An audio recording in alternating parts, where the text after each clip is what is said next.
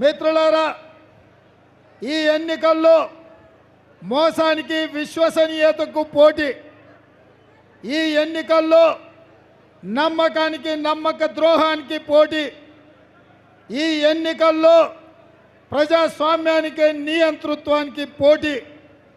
నరేంద్ర మోడీ గారు భారతీయ జనతా పార్టీ 10 సంవత్సరాలు అధికారంలో ఉండి ఆనాడు 2014న రాష్ట్ర పునర్విభజన చట్టంలో కాంగ్రెస్ పార్టీ శ్రీమతి సోనియా గాంధీ ఖమ్మం జిల్లాలో బయ్యారం ఉక్కు కర్మాగారాన్ని మంజూరు చేస్తే 10 ఏళ్ళు గంగలో కలిపిండు నరేంద్ర మోడీ.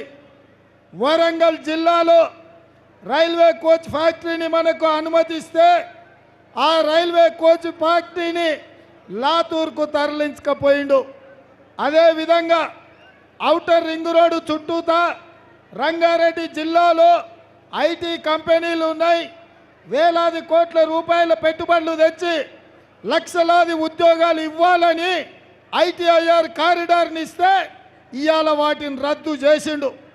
మన పిల్లలు చదువుకోనికే ఐఐఎం, ఐఐటి, నల్సర్ యూనివర్సిటీ లాంటి మంచి మంచి విద్యా సంస్థలు ఆనాడు మంజూరు చేస్తే నరేంద్ర మోడీ మనకు అన్యాయం చేసిండు. మనకు మెట్రో రైలు శంషాబాద్కి ఇవ్వలేదు, మనకు మూసీ రివర్ డెవలప్మెంట్కు ఫండ్ ఇవ్వలేదు, మన హైదరాబాద్కి గోదావరి జలాలను తరలించడానికి నీళ్ళు ఇవ్వలేదు. ఇవాళ ఇవేవి ఇవ్వకపోను ఇవాళ నరేంద్ర మోడీ గారు వచ్చి 3వ ప్రధానమంత్రిని చేయమంటున్నాడు. నేను అడుగుతున్న మిత్రులారా, మనకు బయ్యారం అడిగితే ఉక్కు కర్మాగారం ఇయ్యలే, ఇక్కడనే ఎక్కడ ఉండాలేడుందే అది ఇక్కడ ముందుకి జ్ఞానేశ్వర్ మరి ఏమిచ్చిండు నరేందర్ కింద పట్టుకు ఇట్లా పెట్టి గట్ల. మనం బయ్యారం ఉక్కు కర్మాగారం అడిగితే మనకేమిచ్చిండు? గాడిద గుడ్డే కదా. రైల్వే కోచ్ ఫ్యాక్టరీ అడిగితే ఏమిచ్చిండు? ఐటీఐఆర్ కారిడార్ అడిగితే ఏమిచ్చిండు? మనకు ఐఐటి అడిగితే ఏమిచ్చిండు?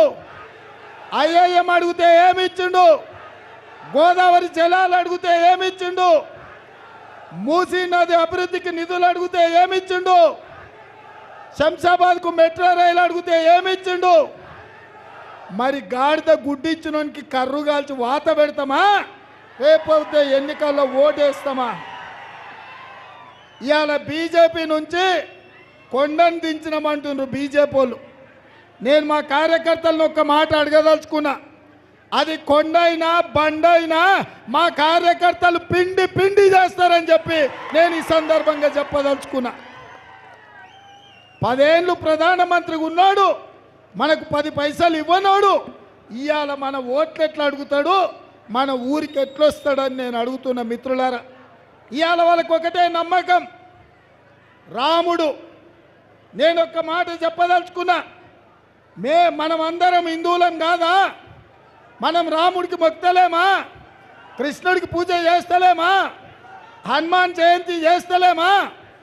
మరి ఆడ గుడిలో రాముడు అయోధ్యలో ప్రతిష్ఠించకంటే ముందే 15 రోజుల ముందే తలంబరాలు మన ఊర్లకు పంపించారు. ఎక్కడి నుంచి వచ్చినవే?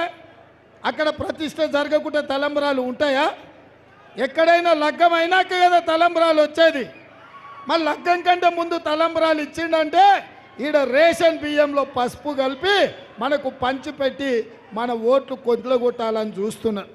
అందుకే మిత్రులారా, నేను ఇవాళ ఈ వేదిక మీద నుంచి కిషన్ రెడ్డికి, అమిత్ షా గారికి చెప్పదలుచుకున్నా, దేవుడు గుడిలో ఉండాలి, భక్తి గుండెల్లో ఉండాలి. ఎక్కడ ఉండాలి? దేవుడు గుడిలో ఉండాలి, రాముడు గుడిలో ఉండాలి, భక్తి మన గుండెల్లో ఉండాలి. పోలింగ్ బూత్ డబ్బాలో దేవుడు పేరు చెప్పి బిచ్చమడుకున్నట్టు బస్టాండ్లలో దేవుడు పేరు మీద ఓట్లాడుకోవడానికి మీకు ఎట్లా సిగ్గు లేదని నేను అడుగుతున్నా.